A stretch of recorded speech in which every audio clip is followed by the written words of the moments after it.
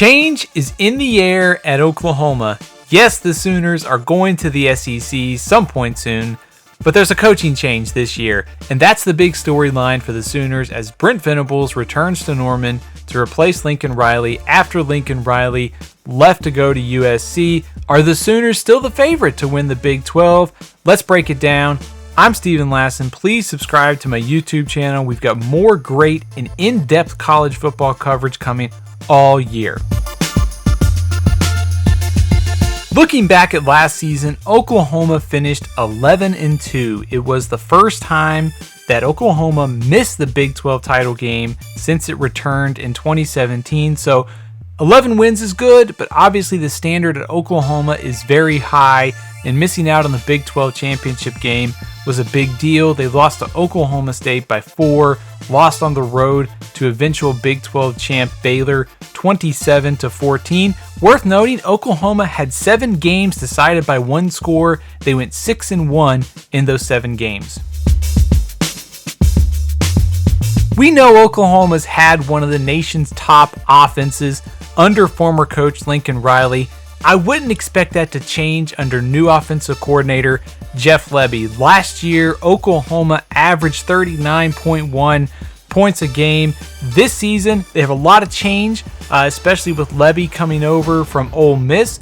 He previously was at UCF. While he was at UCF, he had a quarterback by the name of Dillon Gabriel, who transferred to Oklahoma this offseason. And the combination of Gabriel and Lebby led the pair to a high-scoring UCF offense in 2019. That year, Gabriel threw for 29 touchdowns, 7 interceptions, and completed 59% of his passes. This should be a seamless fit for Gabriel playing under Lebby. The skill talent in a little bit of a state of transition. Kennedy Brooks is gone at running back. Eric Gray is back this year. Keep an eye on Javante Barnes, a true freshman who should play a lot. Marvin Mims is the team's number 1 receiver. Theo Wees also back from injury, but Oklahoma still needs more playmakers here. They lost 3 out of the top 4 receivers from last season. Jaden Hazelwood, Michael Woods, and Mario Williams are all gone. Up front, this might make or break Oklahoma's offense this year. The offensive line didn't play up to its normal high standard. In Norman, they gave up 33 sacks last season. They returned 3 starters, but obviously this is a group that will be under pressure to step it up this year. Defense is where Oklahoma's had question marks in recent season. Last year, they gave up 28 points a game, 5.9 yards per play in Big 12 contests. Also just gave up too many big plays. Finished 7th in the Big 12 in pass efficiency defense. However, this is where we might see the impact of new coach Brent Venables. An overhauled defensive staff. Venables, one of the nation's top defensive coordinators, if not the best defensive coordinator in the nation at Clemson. Up front, Oklahoma loses Perion Winfrey, Isaiah Thomas, Nick Bonito, the great edge rusher, linebacker for the Sooners, are all gone. 2 starters gone as well in the secondary with Pat Fields and Delaran Turner-Yell. However, it's not all bad news for this group. Jalen Redmond should be one of the top defensive linemen in the Big 12. Jeffrey Johnson, a Tulane transfer, should step in along the line of scrimmage. Danny Stutzman, Deshaun White gives Oklahoma experience at linebacker.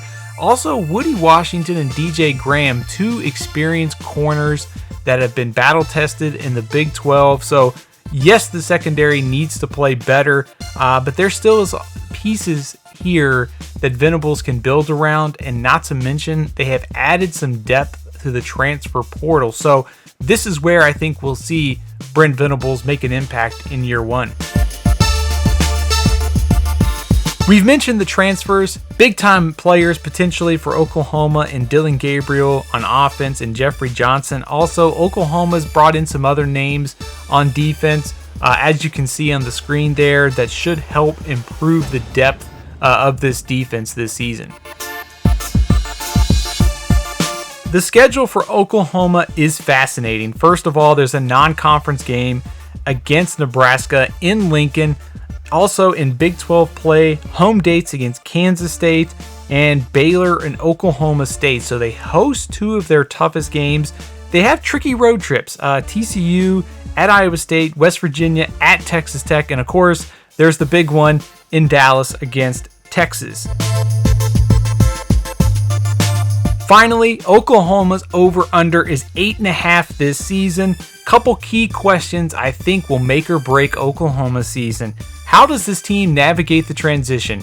There's a new coaching staff. A lot went on last year. New schemes on both sides of the ball. How does this team and how quickly can they navigate that? Offensive line improvement, as well as restocking the receiver, running back room around Dillon Gabriel. Think Dillon Gabriel can be one of the Big 12's top quarterbacks, but there's some work to do around him. And the defense. How much does this defense improve in the first season under Brent Venables? Yes, there's turnover. I think you have to trust the staff to be able to mold those pieces into improvement this year.